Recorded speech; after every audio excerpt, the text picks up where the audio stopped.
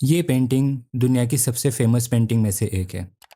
लोग इसे देखने के लिए हजारों किलोमीटर ट्रैवल करते हैं। लेकिन एक शॉकिंग बात है, जिस आर्टिस्ट ने ये पेंटिंग बनाई उन्हें खुद ऐसे लगता था कि ये पेंटिंग सक्सेसफुल नहीं है। बट आखिर ऐसा क्यों? और क्या आप जानते हैं कि इस पेंटिंग में साइंस, इमेजिनेशन और डीप इमोशंस ऐसे सब कुछ छिपा हुआ है? तो चलिए आज डिस्कवर करते हैं द स्टारी नाइट के हिडन सीक्रेट्स। सामने जो आप पेंटिंग देख रहे हो उसे बनाया गया था 1889 में। उस वक्त वैन गॉग फ्रांस के एक छोटे से टाउन सेंट रामी के एक मेंटल असाइलम में रहा करते थे। वैन गॉग एक ब्रिलियंट आर्टिस्ट थे, बट उनकी लाइफ स्ट्रगल और लोनलीनेस से भरी हुई थी। उन्हें इमोशनल पेन और मेंटल हेल्थ प्रॉब्लम्स का सामना करना पड़ रहा था। और इसी डिफ़िकल्ट फेज में उन्होंने बनाई अपनी लाइफ की most famous painting, the starry night. Van Gogh के रूम में एक छोटी सी विंडो थी। उस विंडो से उन्हें दिखते थे रोलिंग हिल्स, एक क्वाइट विलेज और एक वास्ट स्काई। वैन गॉग इस व्यू को रोज ध्यान से ऑब्जर्व करते थे। लेकिन यहाँ पे एक सरप्राइजिंग फैक्ट है, उन्होंने ये पेंटिंग रात को स्काई देखकर नहीं बनाई थी। उन्होंने लैंडस्केप को दिन में ऑब्जर्व किया और फिर अपनी इमेजिनेशन से एक मैजिकल नाइट स्काई पेंट किया। अब पेंटिंग के स्काई को ध्यान से देखते, स्टार्स ग्लो कर रहे हैं, मून शाइन कर रहा है और स्काई में दिख रहे हैं स्ट्रेंज स्वेरलिंग पैटर्न्स। और यही से शुरू होती है एक फैसिनेटिंग मिस्ट्री। साइंटिस्ट ने स्टडी किया कि स्टेरी नाइट के sky patterns flare turbulence physics जैसे लगते हैं, और ये पैटर्न्स है जो मूविंग फ्लेयर और गैसेस में दिखते हैं। और सोचिए, वैन गॉग ने ये पेंटिंग 1889 में बनाई थी और साइंटिस्ट ने टर्बुलेंस को प्रॉपरली स्टडी किया बहुत सालों बाद। मतलब वैन गॉग ने अननोइंगली साइंस को कैनवास पर पेंट कर दिया था।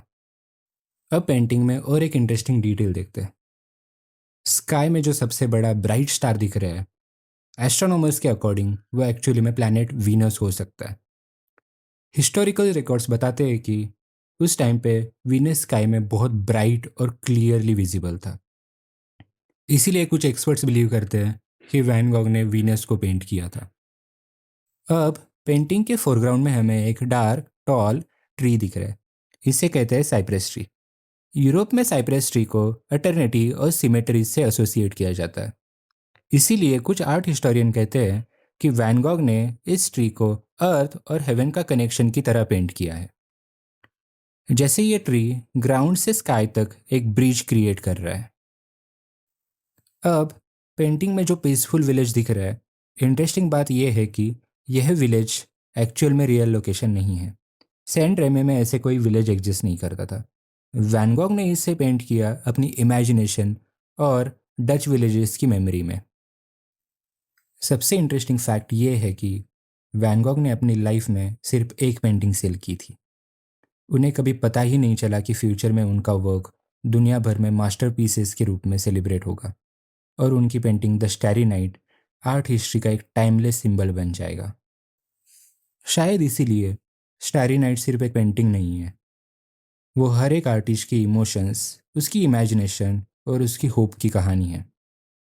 वैन गॉग ने शायद कभी सोचा ही नहीं होगा कि उनके पेंटिंग को देखने के लिए दुनिया भर से लोग आएंगे, रुक रुक के उनकी पेंटिंग देखेंगे और वो फील करेंगे जो इमोशंस उन्होंने कैनवास पर डाले थे।